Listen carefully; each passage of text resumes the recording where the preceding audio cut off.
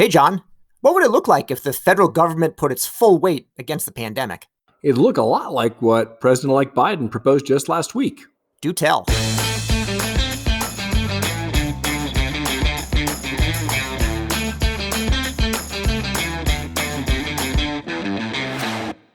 Welcome to CareTalk, the incomparable home for incisive debate about healthcare business and policy. I'm David Williams, president of Health Business Group. And I'm John Driscoll, the CEO of CareCentrix.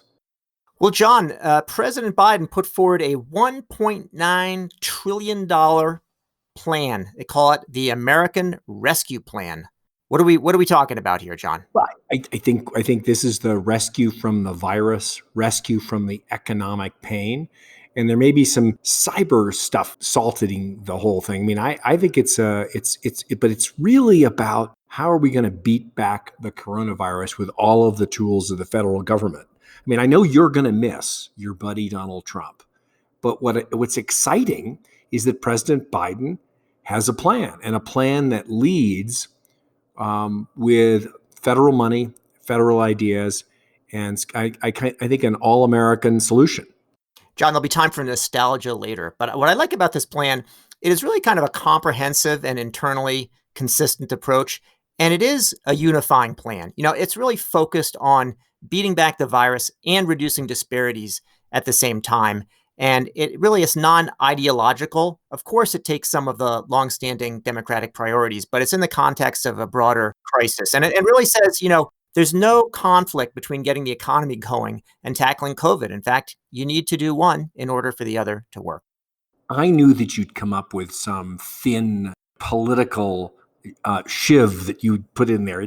This is not about a Democratic solution or a Republican solution. Look, we have a deep a lack of leadership around vaccinations. I mean, David, that's not a political thing. And it establishes a clear and expanded plan with more money, more resources, the National Guard, and one of my favorite things, 100,000 new public people trained to be public health workers who could expand, triple the size of our public health infrastructure.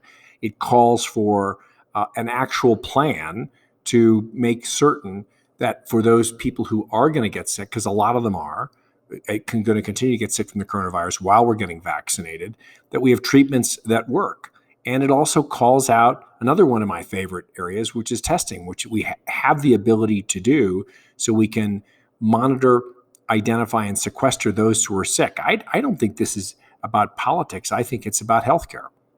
Well, John, I think it's a very good plan. And maybe we should take a cue from the new Senator Warnock and do a little ad with maybe a puppy and say all the things that people are going to say, because there will be opposition to it based on, oh my goodness, we're spending almost $2 trillion. We're going to hurt, we're going to add to the deficit, all of this, the sudden religion that some opponents will get. We're aiding the cities and the states. We're raising the minimum wage. We're bringing in socialism with sick leave and childcare. And speaking of shivs, John, they actually are going to be making sure that prisoners get the vaccine and are safe from COVID. And then are also going to make sure that the undocumented people are going to get the vaccine too, John. So, David, you shouldn't be intimidated by the fact that a plan actually captures all of the components of what we need to do, starting with vaccines, testing, and treatment. And the reason why it's expensive is this pandemic is done more damage to the U.S. than from a suffering and economic dislocation than most wars. I mean, it is we need a solution that's equal to the problem. And certainly there's people will focus on the size of it, but the size of this, the economic hole from COVID is pretty sizable. I think if you look at the dollars invested, they are investment dollars, whether it's around rental subsidy and support. I mean, millions of Americans are well behind in their rent. It includes an integration of the restaurant industry into getting people food.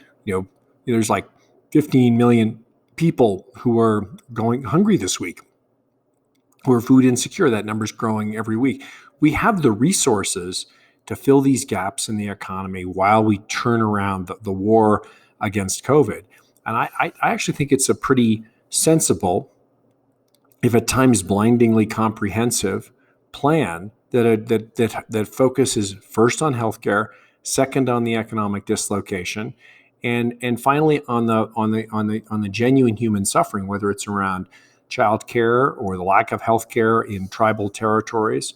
I was pretty impressed. John, let's tick through some of the specifics.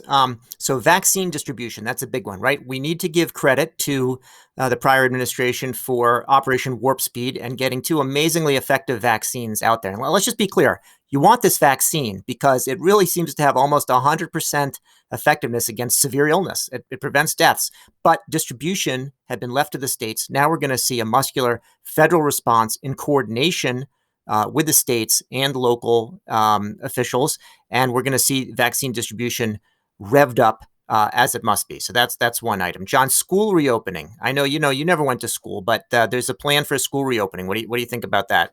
Well, I think what's exciting about the school reopening plan, the kind of K through 12 plan, is through a combination of access to medical help, access to testing, and support for the schools. Will start to return a lot of areas that are hard hit by COVID, that have had schools sort of in hybrid states or frankly all remote, back to a normal classroom setting. And I think that has a knock-on effect on a lot of essential workers and lower income workers' ability to actually show up at work. It also starts to help a lot of the areas which were not initially set up well for remote work, poor and lower middle income communities, where honestly I think we've taken a real dent to educational progress for kids who just can't get access to the resources they've got at school.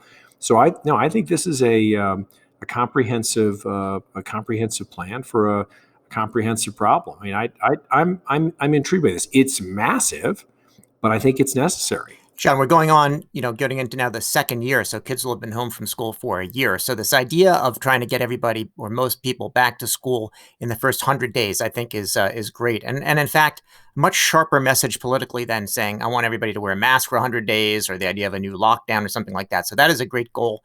You mentioned that, testing is going to be part of getting the schools reopened. And there's also a broader approach toward testing and contact tracing that's also contemplated in this bill.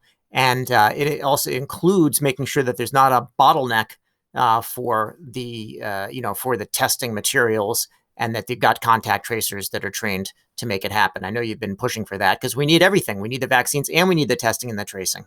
Well, there's a three-legged stool to solving this problem, and purely from a healthcare perspective. And one of them is the phenomenal development of protective vaccines. And I agree with you. In fact, I actually got on my first dose last week, David. We all have to be believers, and it's a remarkable technology, but it does the country no good with a 50-state sort of kind of maybe distribution plan where each of them is interpreting these differently.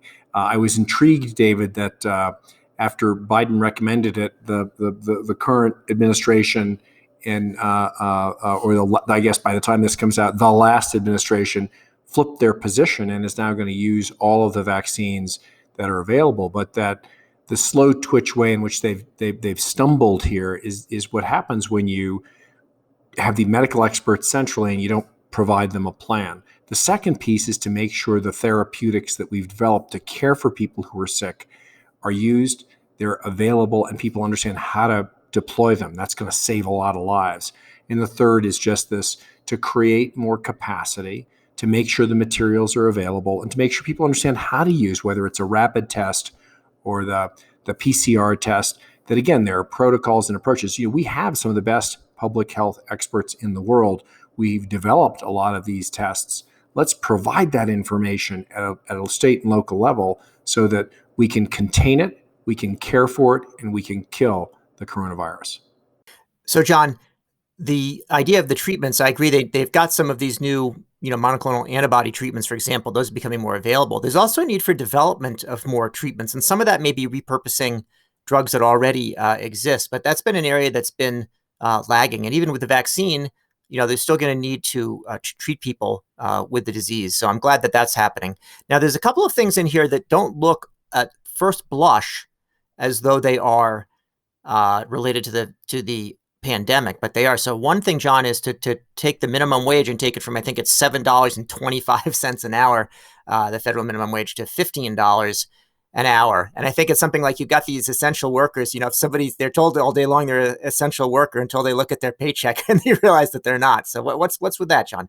Well, I've been a big advocate for moving up to the $15 minimum wage. We had froze executive salaries at CareCentrix and moved to 15 6 years ago, and it's been a game changer for the culture and much more importantly for the people who were making minimum wage and couldn't afford, a bill, a surprise bill without risking food insecurity or where they lived. I mean, it's a crime that many essential workers are working full time in on front lines, putting their lives at risk, and can't even be paid a living wage. So I think that's really exciting. But even more exciting, David, is it calls for the end of the tipped minimum wage, which is really a legacy of Jim Crow and has survived as a way to kind of manage the margin and the cost of restaurants. But it has put restaurant workers really in a very, very vulnerable position. So I think that's really powerful. Say more about that, John, because I think this tipped minimum wage is something you don't see in other countries. So what's the link with Jim Crow? The tipped minimum wage is, if memory serves, it's closer to $2 an hour. And it was a legacy of the Jim Crow era where a lot of people of color, not all, were in service positions. And the notion was that you would compensate people who were, whether it's restaurant workers or cleaning folks or boot blacks, shoeshine folks, on a tip. So there was no base pay, and it was a way to indirectly hold down compensation for folks who were frequently of color. And if you look at frontline workers who were in the tip minimum wage, a disproportionate number of people are still of color. But regardless, it's a ridiculously unfair way to pay restaurant workers. And I think it's the legacy. I mean, the time for that is gone. And I think what will emerge from fair wages for hard work is an economy that is fair and that allows more of the hardworking employed folks who are particularly on those front lines to kind of care for their families and participate in the economy, which should serve as a pretty big boost as we launch from COVID time to post-COVID time and we try to recover our economy. John, way back toward the beginning of the pandemic, when there's a massive dislocation and huge layoffs, you and Toby Cosgrove were advocates for kind of a public health service corps. And I see echoes of that here in the public health jobs program to hire 100,000 people. What's the story of that? I think it's really super exciting. I mean, we've got this enormous number of service workers who are dislocated by the coronavirus. We've got a huge need for public health workers. Healthcare jobs are going to be one of the fastest growing categories in job growth over the next decade, with so many people becoming Medicare as the boomers become Medicare eligible. We have an ability to train them right now for a need right now around contact tracing and care for folks with COVID. But then we're also creating a skilled workforce with a purpose of caring for others that then will have jobs as the economy comes back. And so I think it's a terrific program. It combines service, need, competence, and it fills a gap that we've got in not just in our public health infrastructure, but in terms of caring for our increasingly old and fragile population as people live longer and need more support. And I think it's a great way to invest in all the human capital that's been much of the human capital that's been dislocated. At 100,000 new public health workers, I think it would roughly triple the number of public health workers we currently have, and they can then transition into long-term jobs. It's super exciting. John, most of this package, 1.9 trillion, is focused on the COVID-19, the current coronavirus. But there's another virus lurking in there, and that has to do with the cybersecurity type of virus. And while we've been doing whatever we've been doing here in the United States over the past couple of years, the other China virus and Russia virus have been coming in and basically infiltrating the federal government's IT systems and those of private industry. And so there's a belated, but I think important investment now being made on the IT infrastructure, including on the cybersecurity side, to bring us up to speed on the 21st century. And it's interesting, decided to include that here in this bill, but I think it does go together. Yeah, no, well, I don't think it necessarily goes together, but it's certainly necessary. I mean, there's been a devastating loss of intellectual capital in the last 4 years. I think that if memory serves, about 26% of the federal workforce was under the age of 40 when Obama left office, and now that Trump is leaving office, it's less than 6%. So all of that brain drain of digital natives and cyber experts who are up to speed with new technology has put us more vulnerable. So you've got $200 million just to hire hundreds of new experts to support the digital and cyber defense experts work across the federal government. Now you're looking at a $9 billion investment so that we could build a new IT and cybersecurity shared services force within the federal government. And we're also looking to invest another $300 million in the General Services Administration. The numbers sort of are a little bit mind-boggling, but what's interesting is they're investing in infrastructure, in people, and in a comprehensive, again, planful way to build up the defenses we need to protect ourselves from an increasingly dangerous cyber world.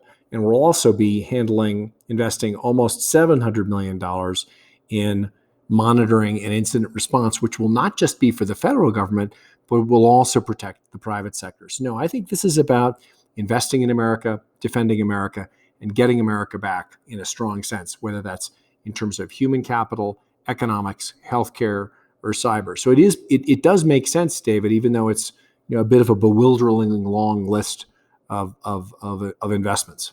John, one of the things I'm grateful to the new administration for is that we're now putting policy back on the table. And I think you and I are going to enjoy ourselves in CareTalk doing what we do best, which is talking about the wonky stuff. So with that, I'm going to say that's it for this edition of CareTalk. We've been talking about the American Rescue Plan. I'm David Williams, president of Health Business Group.